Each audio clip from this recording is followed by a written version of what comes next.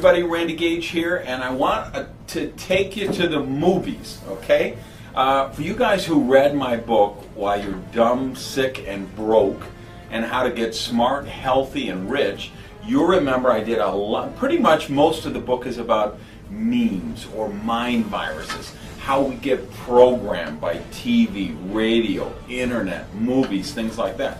And of course, the movie that I talked about in the book a lot, which I said was the most evil movie has ever been done since the Earth's crust cooled, was the movie Titanic, which of course was the highest grossing movie in the history of the world. And how did it come about? Because it's filled with these mind viruses, which are, and what mind viruses are just, they're like computer virus you get on the hard drive of your computer, and then it infects the computer. It's the same, you get that in your subconscious mind.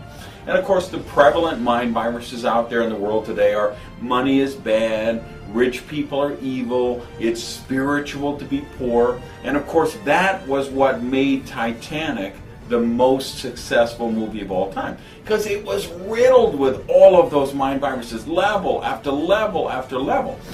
Think back, and why I bring this up, because everybody's emailing me, writing me, asking me on the blog, what about this movie? What about Avatar?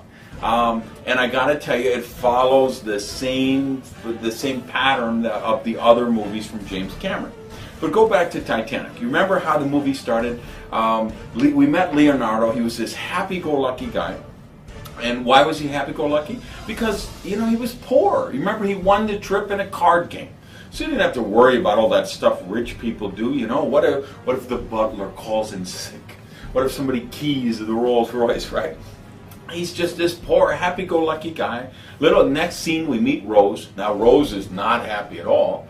And if you remember, it's because she's got to marry the rich guy. And her mother says, suck this up, Rose, you got to do this for the family.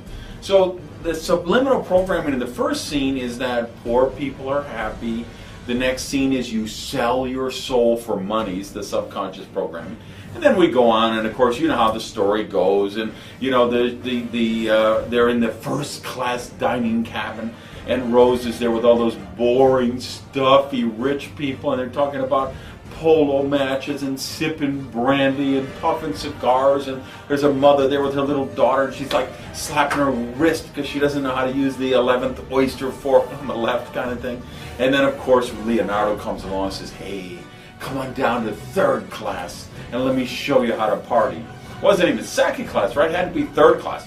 And we go down there, and there's all the poor people, and they're singing, and they're dancing, and telling jokes, and they're happy.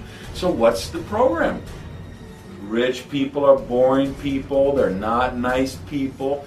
Poor people are fun, happy people. If you want to be nice, if you want to be happy, you should be poor. The ship hits the iceberg, what happens? The rich people are rowing off in the sunset. The poor people are chained up. There's a mother with her two kids, and she says, come on kids, let's go downstairs and we're going to sing church hymns until we drown. You know, the rich people, they're trying to steal babies to get on the lifeboat. They're trying to bribe their way into the lifeboat. I mean, think of the insidious subliminal programming with that. And then, of course, you know, we get to the end of the movie. Rose is now like, you know, 180 years old. Her poor granddaughter has been slaving her fingers to the bone, taking care of this old bag. She's got this necklace which is worth what, you know, $40 million or something. She could give it to her granddaughter to set her up for life. What does she do? She feeds it to the fucking sharks. I mean, level after level after level. Money is bad. Rich people are evil. It's spiritual to be poor.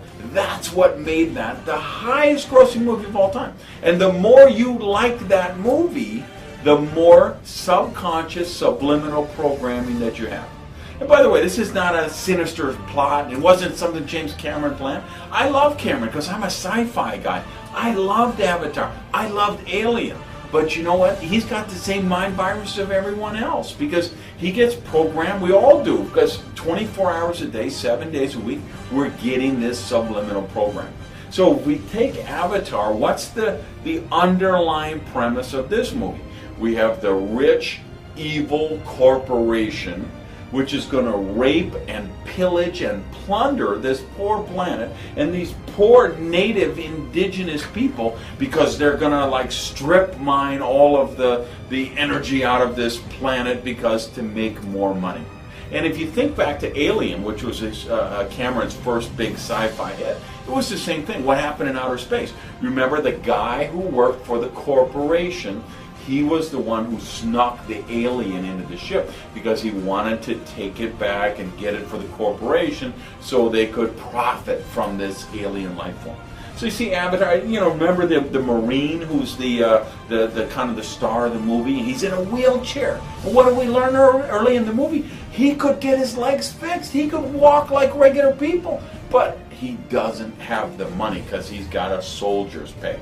So how does he get, you know, they tell him, well, you come and you do the work for us. You go infiltrate these people and help us take them over, and then we're going to give you the money to get your legs back. So just like, and what happened with Avatar, of course, it has taken over Titanic and become the highest grossing movie of all time. So understand, I'm a sci-fi guy. I love Cameron's work. I love Terminator. I love Alien. I love this movie. I think it's a great movie. But what you have to do and what I have to do, what we all have to do is when we go to movies, when we read books, when we watch TV shows, we've got to think about it. Do some critical thinking. What's the subconscious programming? What are the mind viruses I'm getting infected with when I watch this movie, this TV show, or read this book? So you think about that, and then you can still buy the popcorn, enjoy the movies, have fun, but you've got to think about what the programming is. So thanks for stopping by. Got any comments on this? Get down there, get on the keyboard, let me know your comments, and hit that little yellow subscribe button, and then you'll always know when we've got a new video coming out. So thanks. I hope you're having a great day. Bye-bye.